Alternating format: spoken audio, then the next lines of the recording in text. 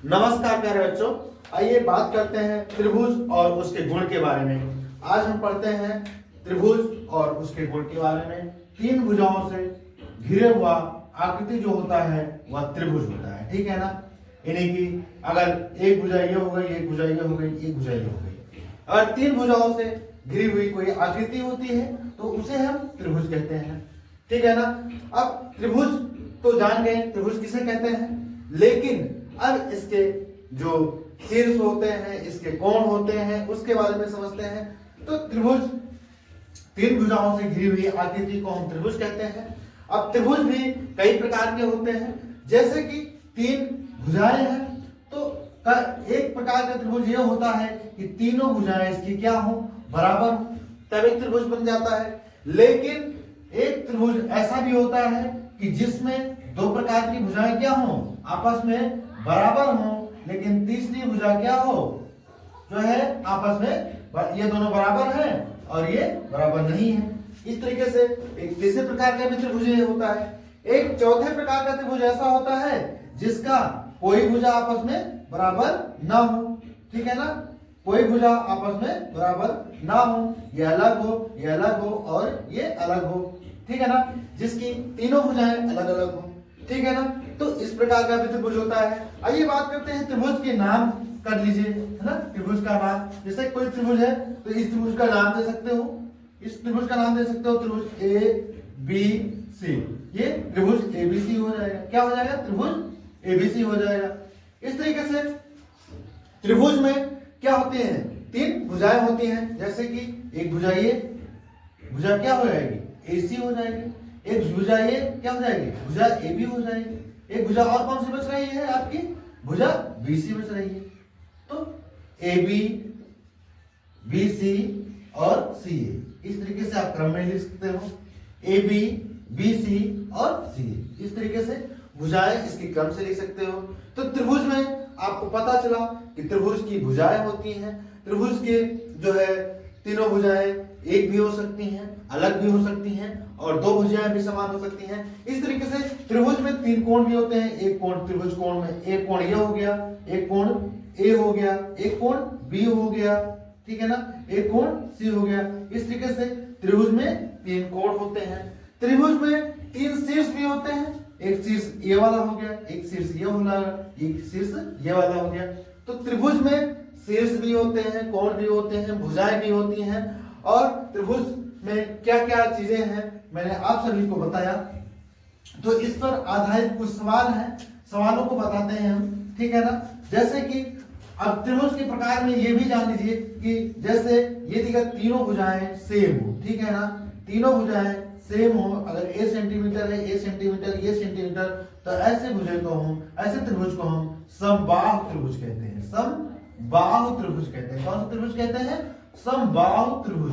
समबाहु त्रिभुज में तीनों भुजाएं आपस में क्या होंगी, बराबर होंगी, ठीक है ना। इस तरीके से अगर दूसरा त्रिभुज हो जिसकी दो भुजाएं बराबर हो लेकिन तीसरी भुजा आपस में बराबर ना हो, ठीक है ना। तो ऐसे त्रिभुज को मान लीजिए कि ए सेंटीमीटर है, ये ए सेंटीमीटर है, लेकिन ये बी सेंटीमीटर है, तो ऐसे त्रिभुज को हम समद्विबाहु त्रिभुज कहते हैं। समद्विबाहु त्रिभुज कहते हैं। कौन सा, समद्विबाहु त्रिभुज कहते हैं। तो दूसरे प्रकार का जो त्रिभुज है उसके बारे में। लेकिन अगर तीसरा त्रिभुज हो जिसकी कोई भुजा आपस में बराबर ही ना हो, ठीक है ना, कोई भुजा आपस में बराबर ही ना हो, ए सेंटीमीटर, बी सेंटीमीटर और सेंटीमीटर, तो ऐसे त्रिभुज को हम क्या कहते हैं, विषम बाहु त्रिभुज। क्या कहते हैं, विषम बाहु त्रिभुज। विषम बाहु त्रिभुज। इस तरीके से तीनों त्रिभुज के। लेकिन यहां पर एक चीज और जानने की जरूरत है, समबाहु त्रिभुज में जब तीनों भुजाएं बराबर होगी तो इसके तीनों क्या होंगे, कोण भी बराबर होंगे, ठीक है ना। इसके तीनों कोण भी बराबर होंगे, ए बी और सी। तो यहां पर एक चीज और होगी, कोण ए बराबर, कोण बी बराबर, कोण सी, ठीक है ना, ये भी होगा। लेकिन यहां पर है त्रिभुज विषम बाहु, समद्विबाहु में देख लो, कोण ए अगर ये है तो कोण बी बराबर हो जाएगा, लेकिन कोण सी जो है इसके बराबर नहीं होगा, ठीक है ना। और तीसरे वाले में ना तो कोण ए बराबर होगा बी के, ना कोण सी बराबर होगा बी के। तीनों कोण क्या होंगे? अलग अलग होंगे। तो तीनों प्रकार के त्रिभुजों को देखा आपने, तीनों प्रकार की भुजाओं को देखा और तीनों प्रकार के कोणों को देखा। तो त्रिभुज देखा, त्रिभुज किसे कहते हैं, त्रिभुज कैसे बनता है और त्रिभुज की आकृति कैसे होती है, त्रिभुज के शीर्ष कितने होते हैं, त्रिभुज की भुजाएं कितनी होती हैं और त्रिभुज में जो कोण होते हैं वो कौन कौन से होते हैं, किस प्रकार के त्रिभुज होते हैं, त्रिभुज और उसके गुण के बारे में आपने देखा। अब हम बात करते हैं इसी पर आधारित अगली प्रश्नावली है, प्रश्नावली है 6.1। ठीक है ना। तो इसमें जो है आपको हम प्रश्नावली 6.1 के बारे में बताने का प्रयास करते हैं दोस्तों। चीजें समझ में आ रही होंगी, नहीं समझ में आ रही होंगी तो आप कमेंट करके बताइएगा दोस्तों, और अच्छा लगे तो वीडियोस को लाइक करिएगा दोस्तों, और सेशन को अपने यार मित्रों के पास शेयर जरूर करिएगा दोस्तों। और फिर से हम चलते हैं प्रश्नावली की पहले प्रश्न पर। उसके पहले प्रश्नावली 6.1, प्रश्नावली 6.1, ठीक है ना। प्रश्नावली 6.1 में पहला प्रश्न है, पहला प्रश्न कह रहा है कि त्रिभुज, एक त्रिभुज बना दिया है ऐसे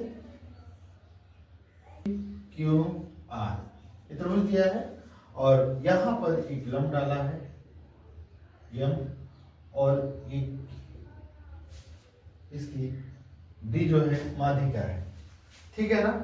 और कह रहा है त्रिभुज पी क्यू आर में भुजा क्यू आर का मध्य बिंदु है डी, ठीक है ना। ये डी क्या है? मध्य बिंदु है, ठीक है ना। और यहां पर इसका दे रहा है पीएम, जो रेखा है वो कैसी है, यहां खाई जगह दे रहा है कैसा है। तो पीएम, पीएम क्या है?